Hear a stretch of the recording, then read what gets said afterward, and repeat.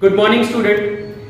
Today we are going to learn about the third chapter of economics. That is, we have learned about it in the previous lectures about the types of goods, about the different concepts. Now here we are going to learn about the factor of production. This you have already learned in standard 10th. Here we are just recalling them how factor of production help in the business management, or how factor of production help in the economy, or how factor of production helpful for the nation. Now let us start with the factor of production. Factor of production. There are four factors of production.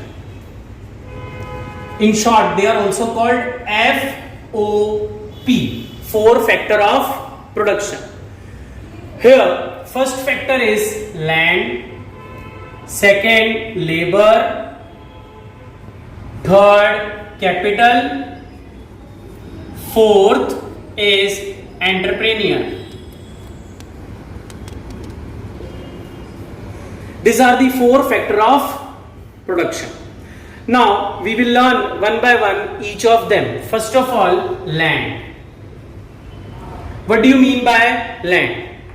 Upper layer of earth which include river, mountain, sea, soil, etc. All this upper layer of the earth which include river, mountain, sea, etc. all this make as an land. So land includes everything which is available on earth. Those things which are available on earth are considered in land. Here are the some characteristics of land. First, land is nature's gift. Land is a gift of nature. Supply of land cannot be increased. Supply of land cannot be increased. It is limited. Good morning, student. Today we are going to learn about the factor of production. In the previous lecture, we have learned about the different types of goods, about the wealth, welfare.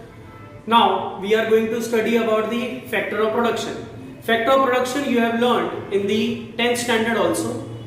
Here we are seeing some of the details related to the economics and how this factor of production work for running whole economics. Let's start with the factor of production. There are four factors of production. Four factors of production. They are first land, second labor, third capital, fourth entrepreneur. These are the four factor of production: land, labor, capital and entrepreneur. First of all, we will learn about the land. What do you mean by land? You have learned this in science also. Upper layer of the earth crust is known as land.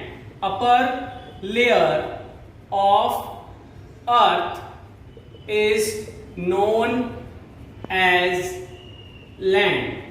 But in economics, its different is quite different. Why it is different? In economics, everything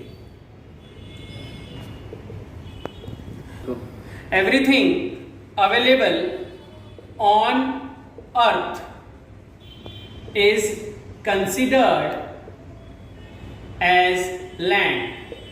Example: rivers, mountain, trees, climate, soil, etc. all these are considered as a land in economics. So here the definition is quite different. Upper layer of the earth crust is land, but in economics everything available on land is considered as land. It may include river, mountain, trees, climate, soil, etc. Now let us see the characteristics of land. Characteristics of land. First, it is a gift of nature. Land is provided to us through nature, so it become a gift of nature. Supply is limited. Land has a limited supply, means its supply cannot be increased. Third one is land is immobile. What do you mean by immobile? Means land cannot be transferred from one place to another place. So land is immobile factor of production. Fourth is remuneration of land is rent. If somebody has land, its remuneration may be as rent. So here we have learned about the land. Everything available on earth is considered as land. It may be river, mountain, tree, climate, soil, etc. And characteristics of land are: it is a gift of nature, its supply is limited, land is immobile because it cannot be moved from one place to another place. Fourth is remuneration of land is rent. Now we will learn about the second factor of production, labor.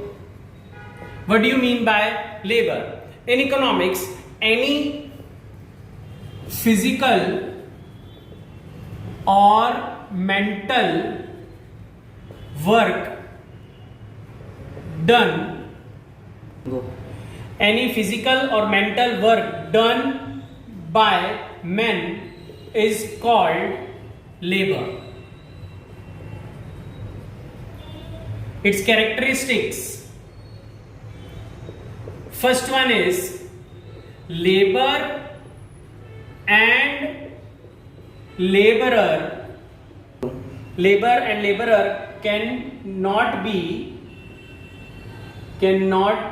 be separated. Means, suppose labor is not working for few days, then it cannot work on the next day for more hours. Let's take an example. Suppose a laborer is working 8 hours a day, and because of some reason he is not able to work 8 hours a day. So on the next day he cannot work for 16 hours, because human has a tendency to get tired of, to get bored. Due to that, labor and laborer cannot be separated. Once a laborer is used, it cannot be used against. So you can say Mazdoor and Mazduri cannot be different. For example, if Sachin Tendulkar is not playing, so we cannot say if he is not playing, let's his batting can play. His batting is associated with him. So Sachin comes along with his batting skills. His skills and Sachin cannot be separated. Similarly, labor and laborer cannot be separated. Second, labor's mobility is less because of two things: economic and social factors. Labor is mobile, means it can move from one place to another place, but its movement is restricted by two things. First is economic, second is social factors. Economic factor means related to the money, social factor which is related to the families. Suppose let's take an example.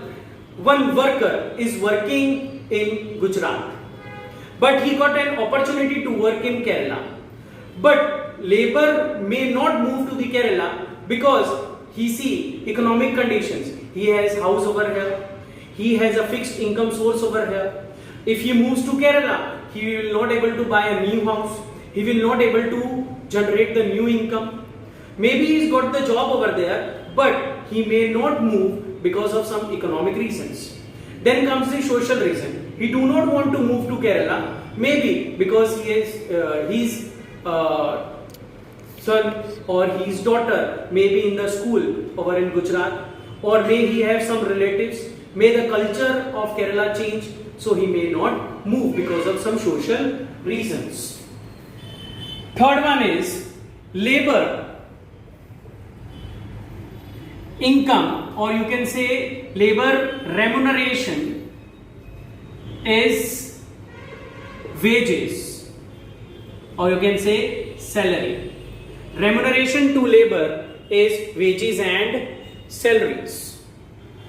So here we have learned about the labor. Any physical or mental work done by man is called laborers. Its characteristics are labor and laborer. Labor and laborer cannot be separated. Labor mobility is less because of economic and social factors. And then comes the labor income is remuneration, you can say wages and salary. Now let us learn about the capital. It is a third factor of production. What do you mean by capital? Produce means of production. Produce means of production is called capital. Capital is also considered as a synonym of money. It is the most important factor of production through which all factors of the production are dependent. That's why capital, you can say money also. It is a produce means of production, means it is used for the further production in the business. Now let us see characteristics of capital. First one is capital is produce means of production. Produce means of production means capital is used for producing new goods, new types of material. Second, capital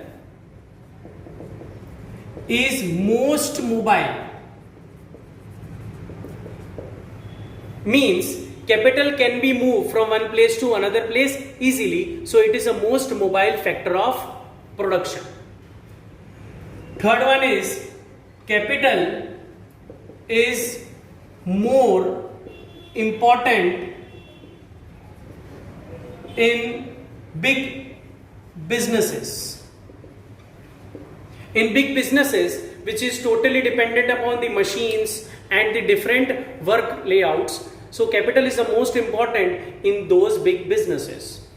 Here, fourth one is capital is get, or you can say capital remuneration is interest. So students, interest is the remuneration to capital. So what we have learned about the capital, capital is a produce means of production, capital is the most mobile factor of production, capital is more important in big businesses, capital remuneration is interest. Now fourth one is entrepreneur. Entrepreneur. What do you mean by this? Entrepreneur, one who coordinate all factors of production is called entrepreneur.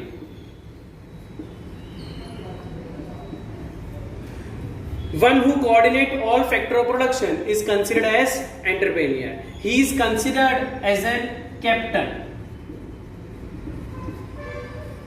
Now characteristics of capital. Characteristics of entrepreneur. Entrepreneur, he is a risk taker. He is a decision maker.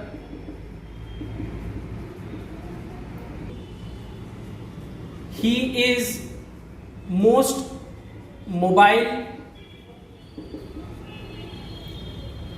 then he is the coordinator of business. And the last one is remuneration is profit.